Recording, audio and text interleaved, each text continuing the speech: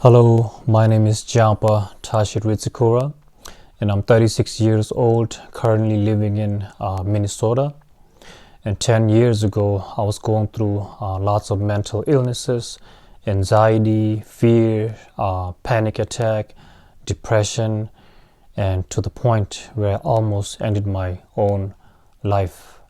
I had suicide ideation. And then I started practicing mindfulness breathing meditation every day. To the point it has been 10 years, I overcame, cured my own mental illness and suicide thoughts.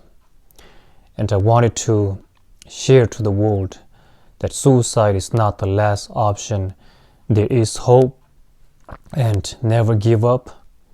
If I can overcome my own mental illness and suicidal thoughts, so can you.